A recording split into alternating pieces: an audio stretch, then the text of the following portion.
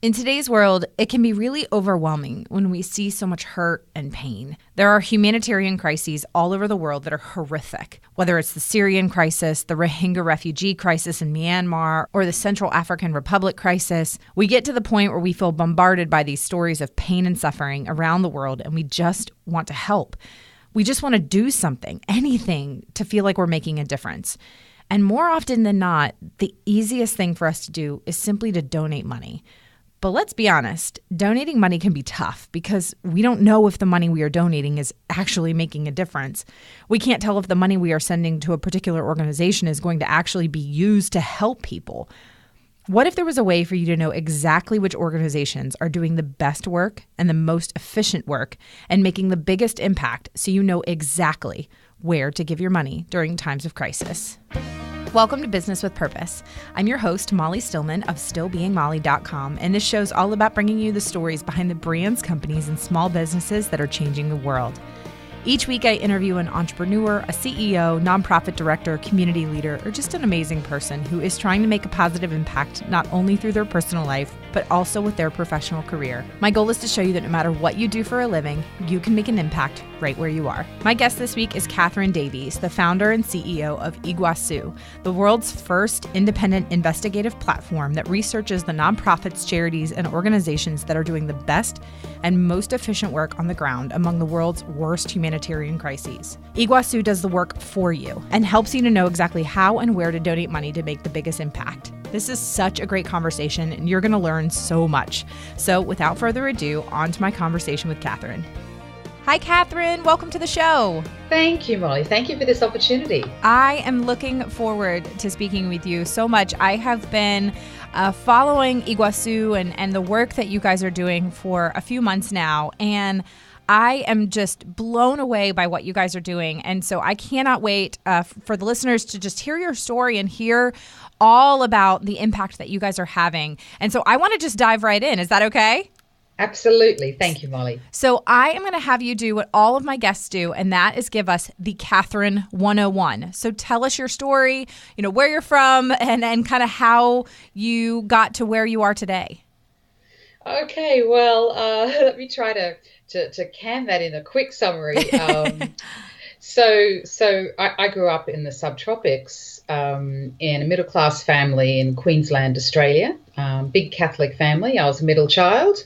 And my first professional work was in journalism. I was trained as a journalist, but I was very interested in international affairs, and I ended up working in London and doing a master's degree at the London School of Economics and International Relations. And I got involved in so many different sectors and types of work.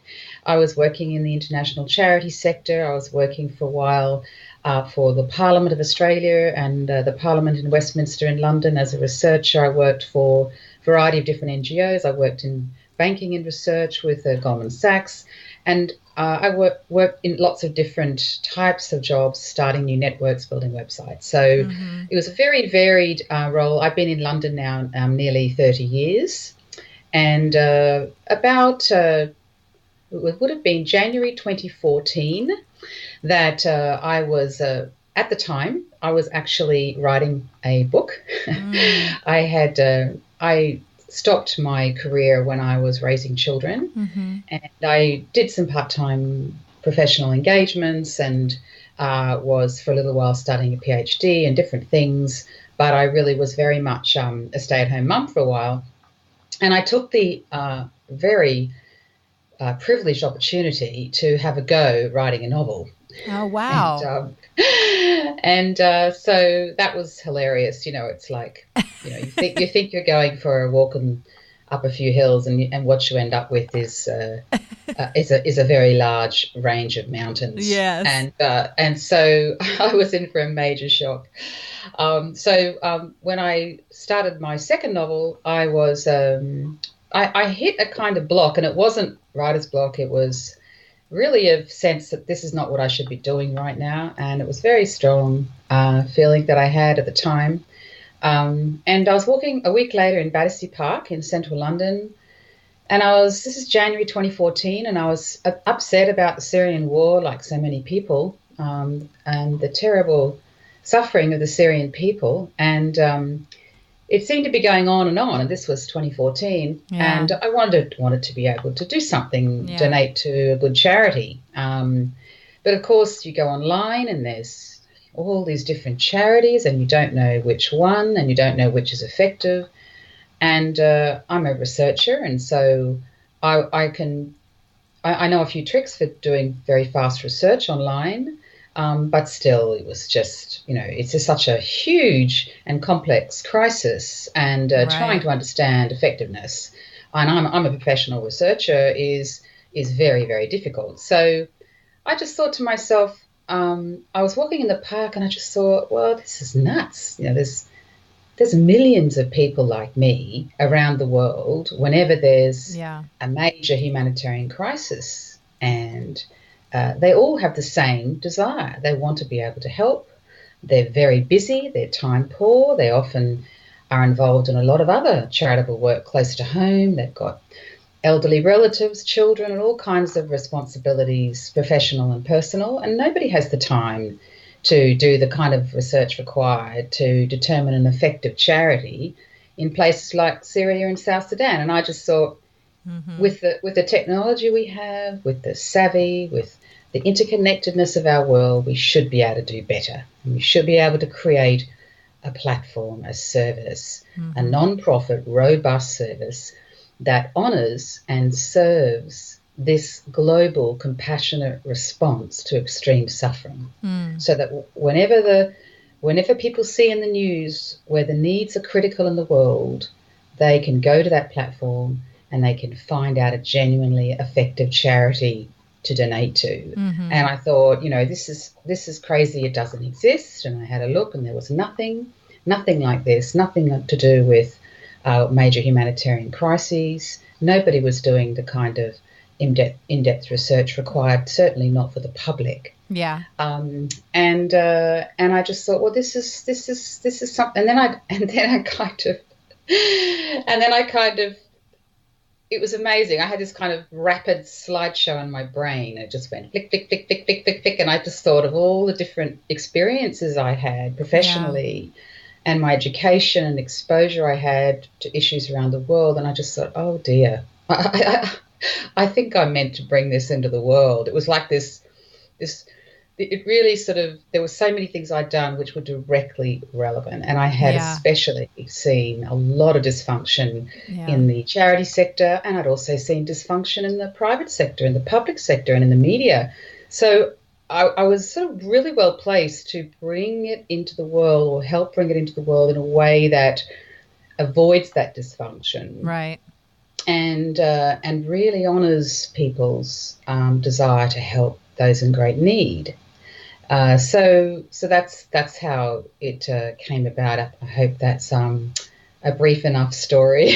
Yeah, absolutely. So you had this day where you sort of had this epiphany. You're walking in a park and you're wanting to help with, a lot of these crises that we see around the world, and the idea pops into your head. And so how did you really get going in beginning Iguacu, and where did you even know how to start? And, I'm just so curious as to when you create an amazing organization like Iguacu that does all of that research and really is looking at the world's worst humanitarian crises and looking at the charities that are boots on the ground and are really helping in such a tangible, effective way.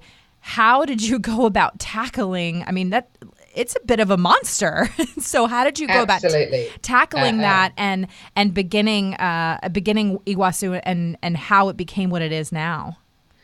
Oh, great question. So what's kind of interesting, I guess, is that I had been through I had the opportunity to have a lot of time to reflect when you're writing fiction, and I had stepped back a lot from my professional career for a while, and I had actually the space and time to do a lot of serious thinking and self-reflection and self-development.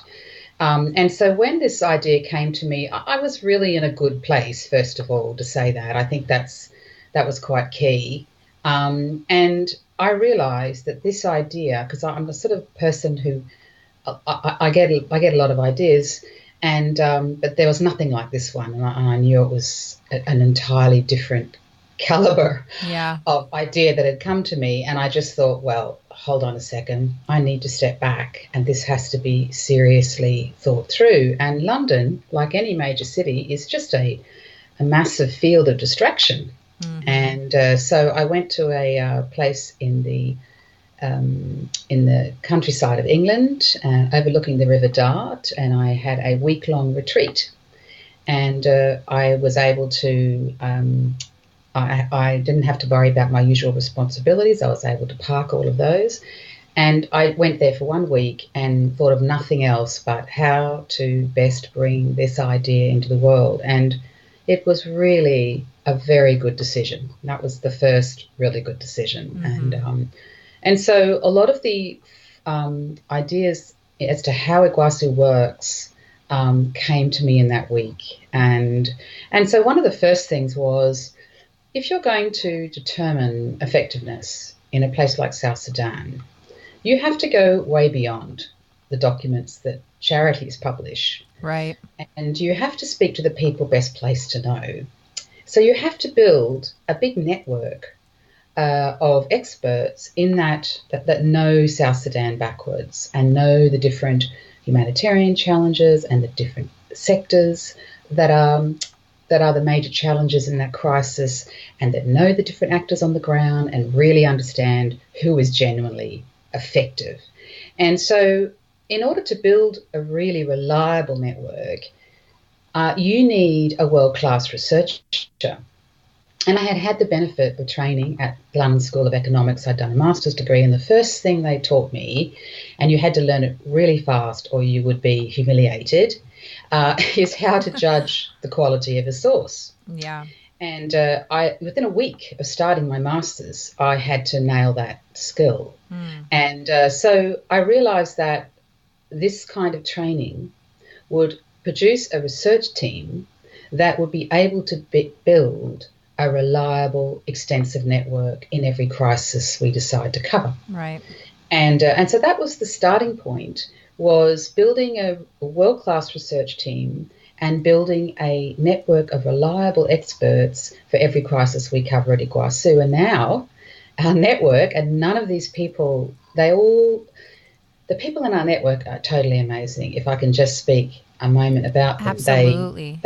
They often work in really challenging conditions, and they're the ones that are day-to-day working close to the horrendous suffering they often see. So they're really close to it. Mm-hmm. And they often have ridiculous schedules and work long hours, and they're often in situations where they can't speak freely. So they give their time to Iguacu for no fee, and they welcome this chance to build a service that can potentially channel large-scale effective support where in the world it's in seriously great need. So they welcome it, they support the vision and the mission, and they give their time for no fee, even though they have very little time. So, and our network now numbers 864 people around the world. So it's a really magnificent community of people. So that's the starting point. Yeah. And we have developed a methodology because nobody had ever done this before. Nobody had provided this kind of independent investigation on behalf of the public. Nobody had built this kind of qualitative network covering the world's worst crises. Now, we don't cover humanitarian crises in the first world, in the developed world. Mm-hmm. We focus on where the capacity or willingness to respond on the ground is limited. So typically in the developing countries that Iguacu focuses, because that's where it's really difficult to know and understand through often dysfunctional places. How can I find out? How can I get good quality information about what charities are effective? So that's where we focus on. And we've built a fantastic methodology as to how we go through the research process. It takes anywhere between 2 to 6 months to do an Iguacu investigation. Wow. And we get to the point where we're able to recommend charities where we have 100% confidence that these are great charities working in the heart of the humanitarian crisis.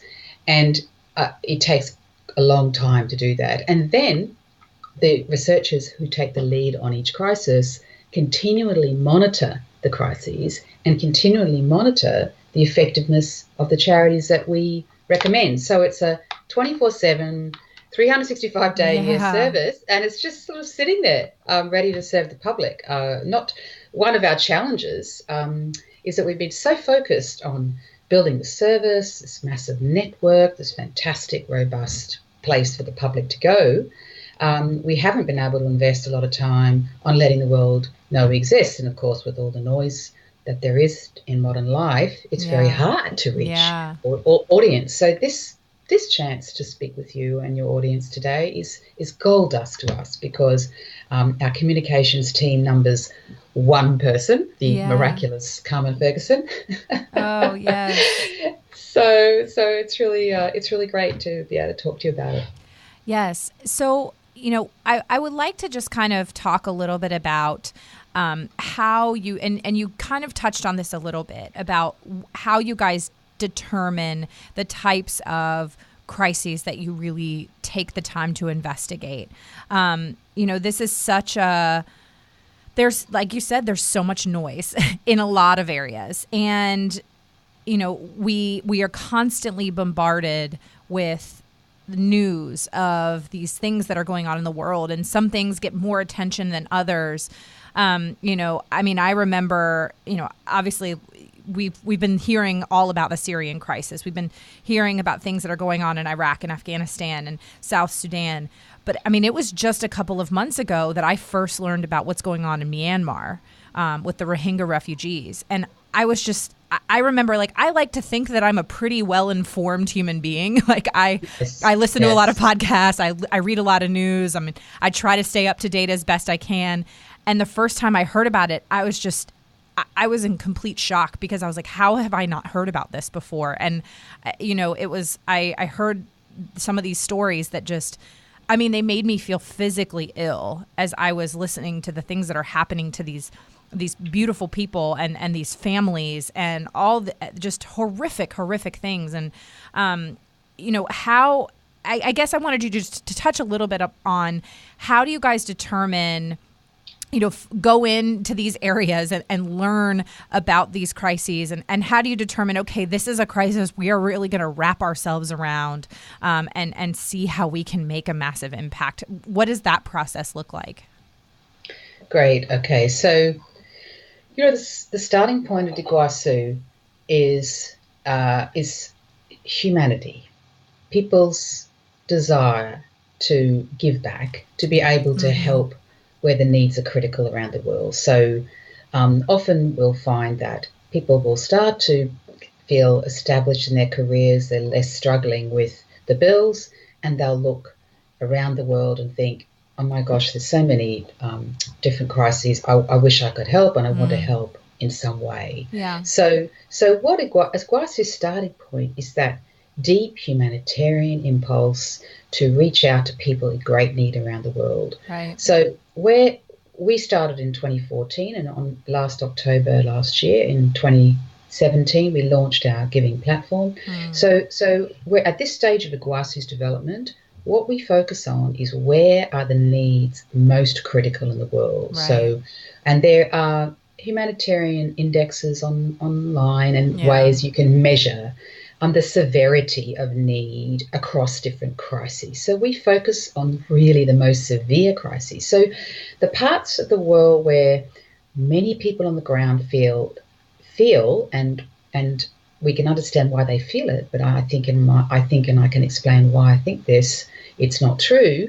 They feel abandoned by humanity. So we're talking about the most severe crises in the world, and the needs are great, and they don't always get the attention of the different media that we all follow. So that's our starting point. Yeah. as a human being, I look out across the planet. I want to be able to help people in great need. If it's, we all have different interests when it comes to charitable giving, and there's some fantastic charities and working in our communities, in our cities, in our countries, at home. When it comes to overseas giving, where we focus is where the needs are most critical. So if you look at the Iguacu platform now, today, we cover all of the most severe crises, and the two we are currently investigating, so they won't be visible on the platform yet, is the Democratic Republic of Congo and Yemen, and they're currently under investigation. When we have completed those investigations, we will actually have covered the most severe crises on the planet today. Now, over time, as the community grows and our capacity grows, we can extend the reach of the crises we cover. But our starting point is, where are the needs most critical? I know you are loving this conversation with Katherine, and I wanted to take a moment to thank our sponsor of the show who is able to make this show possible, and that is CauseBox. CauseBox is one of my favorite ethical subscription boxes, and I've actually been a subscriber myself for over 2 years. In each seasonal box, you'll find everything from accessories, home goods, and jewelry to the best in skincare and wellness products that are not only amazing, but they are doing the most good. The products are made by some of my favorite companies, and what's even cooler is oftentimes CauseBox collaborates with these companies to make exclusive products just for their seasonal box. Limited edition products that you cannot get anywhere else. The products are not just beautiful, they're useful, and each box delivers amazing value, with a guarantee of over $150 worth of products for only $54.95 or $39.95 if you use my coupon code MOLLY. And best of all, the impact of each CauseBox subscription box makes the whole membership even more worth it. Their upcoming spring box, which is amazing, employed more than 600 artisans under fair trade conditions in India and Kenya, and it put 100 young girls in India through school. I actually got a sneak peek, and you guys, it's incredible. CauseBox really seems to outdo themselves every single season, and I cannot wait for this box to be released. There are a limited number of boxes, so you gotta hop on it ASAP. You can go to stillbeingmolly.com/CauseBox and use the coupon code MOLLY for $15 off. Now, back to my conversation with Katherine. I really admire you guys for really just kind of focusing, because I think a lot of organizations and a lot of people, they want to just try to do it all and fix it all right away, when that's actually not necessarily very effective. When it's more a matter of, okay, let's see where we can focus, and let's see where we can really put our energies and take the time to take those baby steps and do little by little so that we can make a bigger impact long term. Absolutely. And some of these conflicts and dysfunctional crises, the tentacles and the effects and consequences spread regionally. So they're really important and have impacts, much wider impacts than within their national boundaries. And if you focus on less critical areas, what you'll often find in less critical areas is that there's other forces at play. You have a lot of economic development on the African continent, for example. But these places where the needs are really severe, this is where you don't have the impacts of that economic development. You don't have the growing middle class, et cetera, and where the needs are really serious. Yes. Now, I would love for you to kind of talk a little bit about how, you mentioned that a lot of the times when we hear about these crises and people want to help and they want to donate, there are actually a lot of charities. People think in general, like, oh, if you donate to a charity, then you're doing good. When there are a lot of charities that are not very effective, or are not spending their money the way that they should. What can you kind of give some examples of, and you don't have to give specific organization examples, but just kind of a broad example of how a nonprofit or a charity might be ineffective in a community, and an example of an organization that you guys have researched and why they are the most effective. Does that make sense? Absolutely. And this is why basically, when you donate through Igwah-soo, it's the website's weareigwah-soo.org. And when you donate through Iguacu, you're donating to restricted appeals. Now, why I'm explaining that is it actually answers your question. So what you find in a lot of major crises is that there's a significant presence of NGOs and charities that work in many different places around the world. And but when we do our investigations at Iguacu, some of the quite famous names don't actually end up in the shortlist at the end of our investigation. Right. And now they may appear in other crises where they have a particularly effective operation. But that doesn't mean that they're routinely effective across all crises. And what can happen is that people can donate to them because they're time poor and that's the brand they've heard of and it's been around for a long time, and maybe they have a good relationship with that brand. And maybe in some instances it's very effective. But in what we do at Iguacu is that we understand that every crisis is really different. Right. And so we identify, say, for example, it is a global NGO, and that operation has been identified as particularly effective and makes it to the shortlist of Iguacu. What we then do is turn around to the charity and say, look, our network is recommending your work. It's doing a fantastic job in this country. If you would like to be recommended to the Iguacu community, we'd very welcome you to be recommended, but you do need to establish a restricted appeal. And what that means is that any money you donate through Iguacu to that charity is only spent on that operation, because that's the operation that our network identified as effective. Mm-hmm. And now what can happen more generally is that you'll see a crisis on Facebook or when you're searching online, and it'll be a global NGO, and you'll donate to that crisis, and often the money actually goes to their global pot. It doesn't just go to that crisis. Right. But the question you have to ask is, are their global operations routinely effective? Yeah. So it's a difficult one. So that's why we build a network of experts in every crisis. That's why we stay rooted in the context of each specific crisis and find out who are the generally effective actors in this crisis. Right. And we continually monitor it, and we insist that the appeals are restricted. Now, I have to say, some of these global charities create this interface for a crisis and then put the money in the global pot for good reason, because a lot of the crises they work in don't get publicity. And if they don't push that money into a global pot, they won't have the money to send and support the operations in crises that are less covered by the media. So there's often good reasons why they channel money into a global pot to cover all of their crises.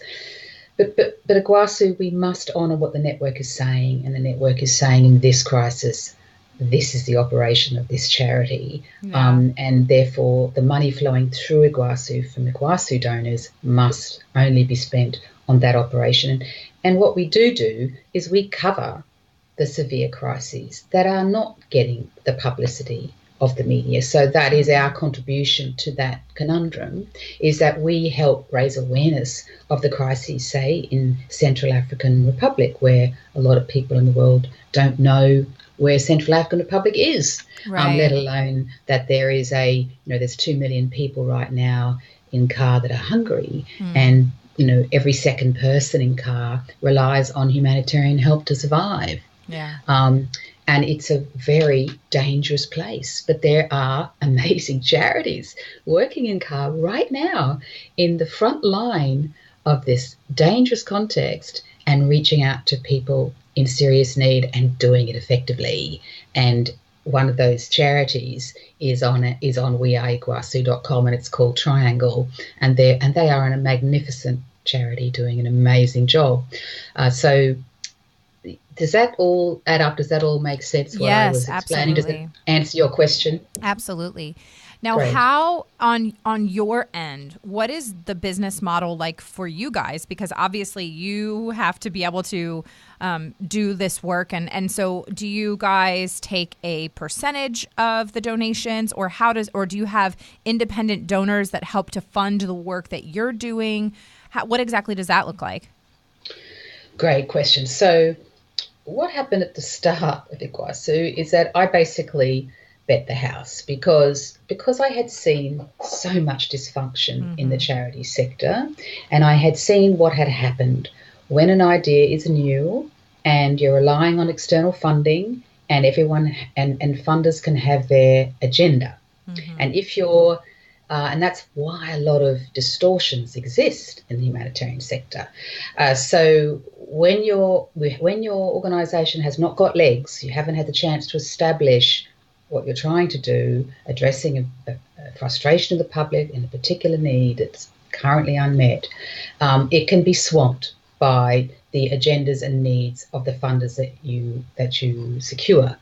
So I basically bet the house and use my own savings because I just deeply understood that this was too important.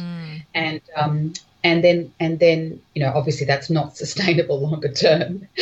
And so we interviewed the community of people who donate overseas, and we asked them, what kind of fee would you be prepared to pay, if any, as a percentage of your donation to pay for this highly labour-intensive service, to the qualitative research to determine recommended charities in places like the Central African Republic. And the consensus was 5%. And it came from the survey we did. So what we decided to do was we started a giving platform in October because that was the demand of the people that had been connecting with us. Right. Make it simple, Katherine. Give us an effortless platform for giving. So that's what we've created, and it's the feedback's been phenomenal. It's been developed using human-centered design principles just to make it really effortless for people, which is part of the vision of Iguacu, is to only takes seconds to donate. And so now, as of October, people can donate through Iguacu, and there's a 5% fee on the donation. Now, it will take some time before that 5% covers running costs. And the boards of Iguacu, we are a 501c3 in the US, and we have a board in the US and a board in the UK. We're registering as a charity in the UK. And the boards are putting together a major crowdfunding campaign coming up. I think it's either May or June this year. Oh, wonderful. And they're planning different ways to support Iguacu so that I don't have to keep carrying the load of funding the running costs. And that funding, we're also hoping to secure the support of a reputable foundation or philanthropist who sees the potential and vision of Iguacu and how it can become a powerful force for good in the world. And so those sources of funding we seek to secure this year so that we are able to pay the bills until that fee, the community grows to the size where that fee covers the costs. And as soon as that moment happens, we won't need external funding anymore. So, but the great thing about it only evolving now into external funders is that now Iguacu really has legs. We have established the whole service. We have this massive network of nearly 900 people. We have a world-class team. We have a fantastic methodology. We have governing principles we live by. They're not just words on a document we post on our website. They actually have meaning. We have created a beautifully innovative service, and I have seen a lot of different charities and entities in the humanitarian sector, but I've never come across something as innovative and as agile as Iguacu, because remembering we were determined to create an entity that avoided a lot of the dysfunction that I had witnessed. So innovation has been a really important part of Iguacu since the beginning, and when you're judging the effectiveness of others, you need to have a really strong organisation yourself, run on lean principles, and very transparent and well run. Absolutely. Now, I've read a little bit about the name on both your website and I watched the video about it, but I'd love for you to share with the listeners what does Iguacu mean and what made you choose that name and why is it, it's such a powerful name for this organization. So I would love for you to share the story behind it.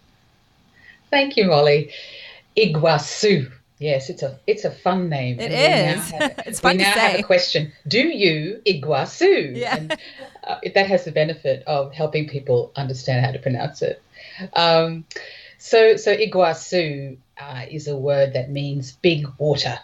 And it is the name also of a massive river in South America, a very important river, a lifeline to many people, which leads to an absolutely magnificent waterfall that is 3 kilometres in size, surrounded by forest. And they have all these waterfall surveys on the internet and experts in this, or whatever, people who are aficionados of waterfalls, I don't quite know what they mean by experts in that context, routinely judge it as the most beautiful waterfall in the world.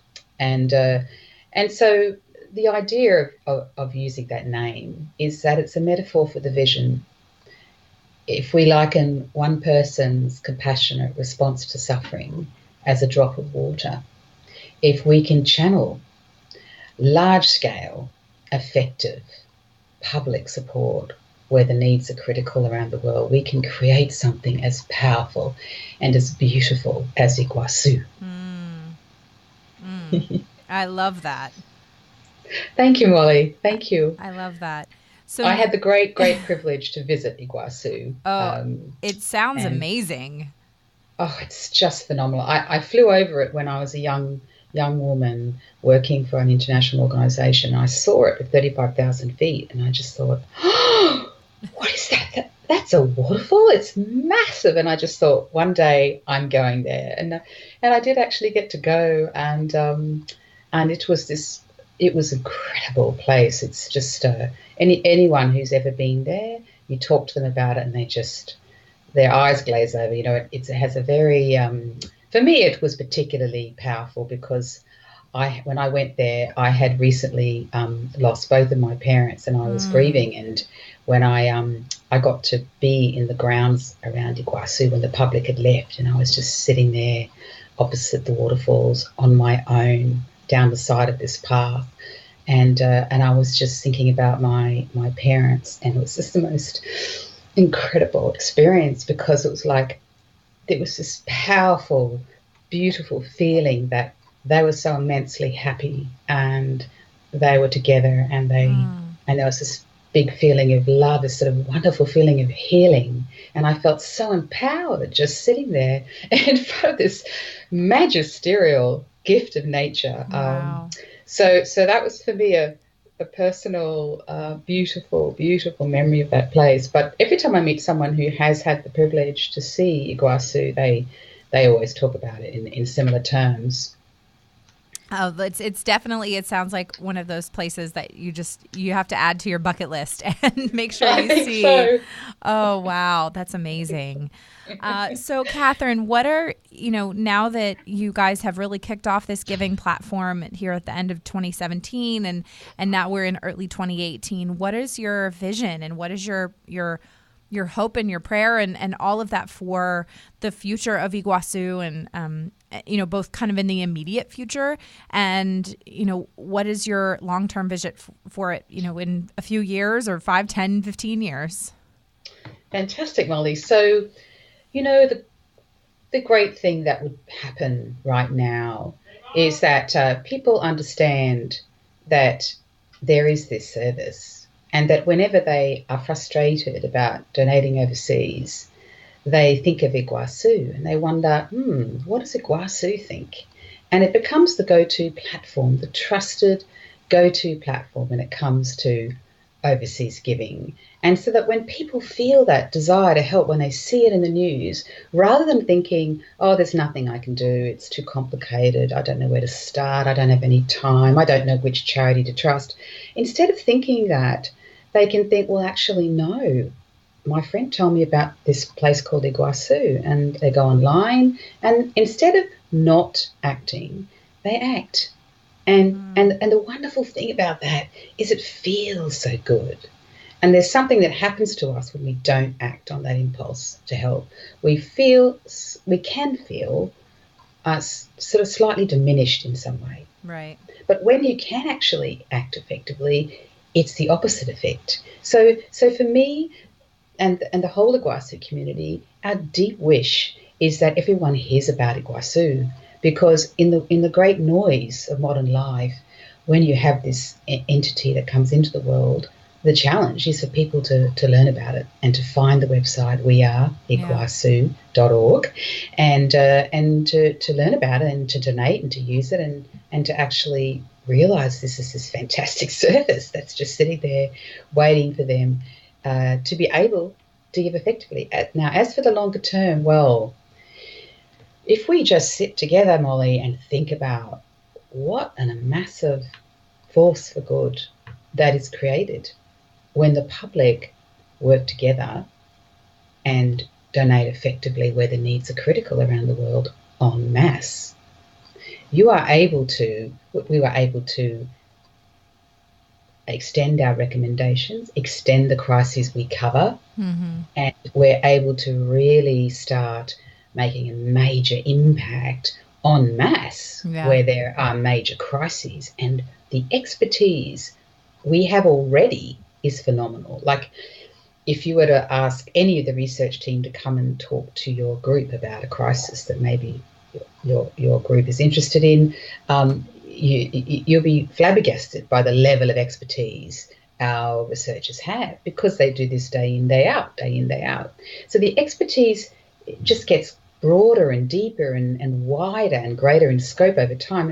And what can start happening is that it won't just be about effective giving, which is really important and the most important service for Iguacu, but there'll sometimes be other actions that we can take, always informed by our expert network. So say, for example, a Scandinavian government comes up with a really good solution to a particular crisis or a pathway for resolving a conflict. And our network of experts, we're sounding out and they're saying, well, this is actually really thoughtful and worth getting behind. It's worth the voice of Iguacu getting behind this.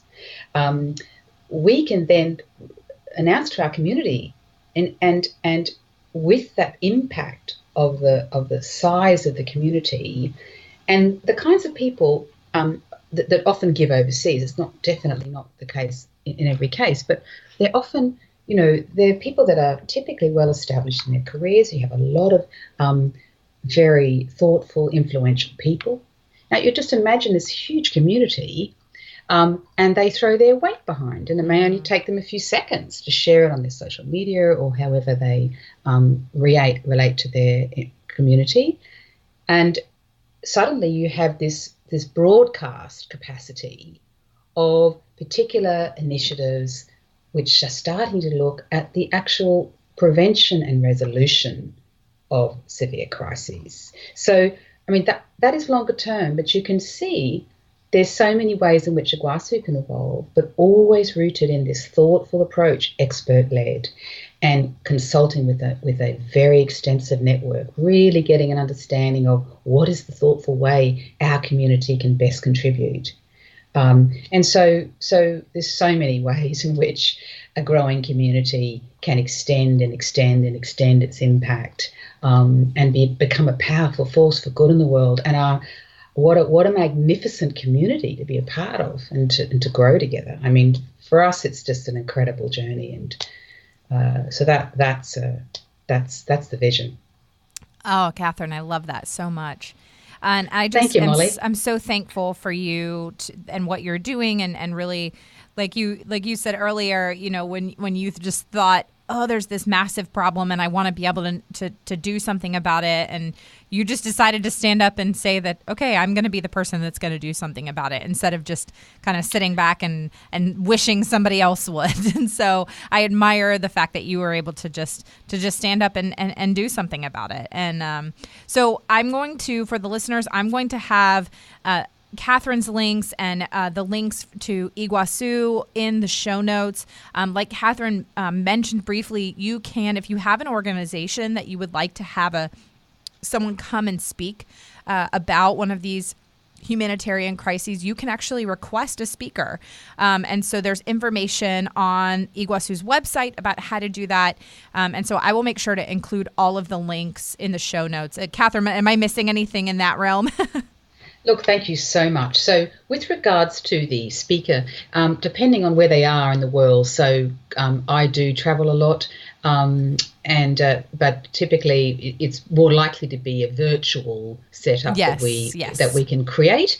And on the website there is a do you know Zendesk, that help engine? Yes. Where when you're on the website you'll see it on the bottom right, and that's where to post a message to say, we'd love to have a speaker from Iguacu talk to our group about X, or whatever information anyone needs, whether it's about that or anything to do with our crises or anything about Iguacu. That's a fast way to get an answer, because the team monitor that all the time, and we're not some big massive organization. We are a lean team and we are very responsive, so you'll get an answer very quickly. But thank you for posting up the links, and I'll make sure you have everything you need. Absolutely. Now, this is the portion of the show where we just transition just a little bit here at the end, because I like to personally get to know my guests a little bit better in just a fun way, and get to know you on a personal level. So I'm going to ask you just a couple of fun questions, and I hope that's okay, Katherine. Are you ready? Are you ready for it?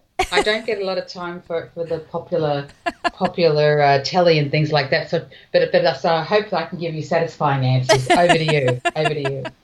Okay, perfect. So you said that you don't get a lot of time to relax and have fun, but do you have a particular favorite genre of book or movie? Oh, because I know I asked that because I know you wrote 2 novels. So yeah, my favorite of all time is Raymond Chandler's The Long Goodbye. Ooh. I just totally love that book. But right now, my family and I are really enjoying watching Newsroom, the series Newsroom. Yes. Oh, Aaron Sorkin. Yes, I love Aaron Sorkin. And I just loved watching The Post. And I've actually seen it twice. I'm very blessed where I am in London. There's a little local cinema. That's a fantastic film. Oh, that's wonderful. Well, that actually transitions me to my next question. Is there a movie from any time in your life that you could watch over and over and over again and never get bored of? Oh, that's a tough one. I'm afraid, even The Post, I couldn't watch it again. That's a tough one. Not really, no. I can't think of one that would fulfill that criteria. That's no, okay. Sorry. I have to wait, maybe 10 years, and then I can watch it again. Yeah. Is there something, and I was thinking as we were talking about your experience in visiting Iguacu, is there something that you think everyone should do at least once in their lives? Wow, that's a beautiful question.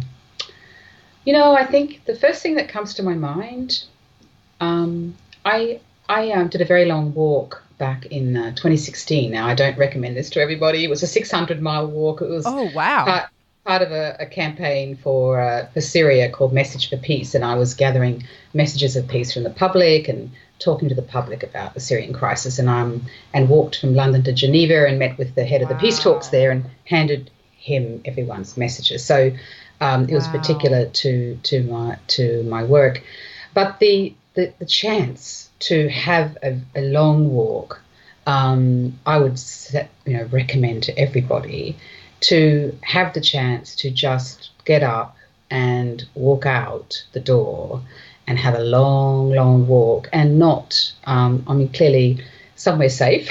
Yeah. Because it is ideal I think to be able to do this on your own, and just to be able to have that experience. I think is such a I feel so blessed to have been able to have done that. Wow. And it doesn't have to be a really long walk like that, but just to be able to really step away and to be in nature and to step away from all the usual concerns and routines of life. The deeper questions lie there. And I learned so much on that walk. I learned so much about life, about humanity. I was so moved by that experience. I saw a lot of fear in people, which I felt was sad. It's led me to start writing a book about. I felt that people give their power away.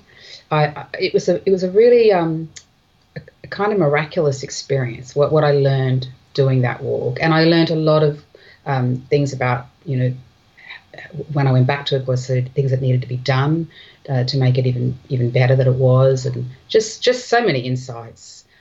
So that's sort of an experience I wish for anyone who's able to go for a long walk. That sounds absolutely incredible. I think I'm going to have you back on the show just for you to share about your 600-mile walk. Oh, wow, that's incredible. Well, Katherine, this was such a joy to have you on the show, and thank you so much for, like I said, all you do, and I'm cheering you on along the way, and thank you for the work that you're doing. Thank you, Molly. It's been an absolute pleasure. Thank you. I love the way that Katherine took a problem she saw and decided she was going to find a solution. I can't wait to see the positive impact she and Iguacu have on some of the world's worst humanitarian crises. Be sure to give Katherine and Iguacu some love on social media this week. I will have all of the links and information in the show notes. And another huge thank you to this week's podcast sponsor, CauseBox. Don't forget to visit stillbeingmolly.com/CauseBox and use that coupon code Molly for $15 off. And be sure to sign up soon so you can get your hands on that new spring box that's releasing soon. Thank you so much for listening to this week's episode. If you're a first-time listener of the show, welcome. Be sure to visit the archives for past shows featuring amazing entrepreneurs and business owners who are literally changing the world with their businesses. And if you are a regular listener of the show, thank you for tuning in week and week out, and thank you for your support. Be sure to head on over to iTunes, Google Play, Radio Public, or wherever you listen to podcasts, and make sure you subscribe to the show. Clicking that subscribe button helps to make sure that you never miss a new episode of the podcast. And while you are there, would you mind taking a moment to leave a review of the show? Leaving a review helps me to know exactly what you're liking and how the show is personally impacting you. And if you share the show on social media, be sure to use the hashtag BusinessWithPurposePodcast or tag me at StillBeingMolly on Twitter, Instagram, or Facebook. This show is edited by my amazing husband and executive producer, John Stillman, and the music is by Mark Killian of Third Wheel Media. Thank you so much for listening, and go do something good with purpose on purpose.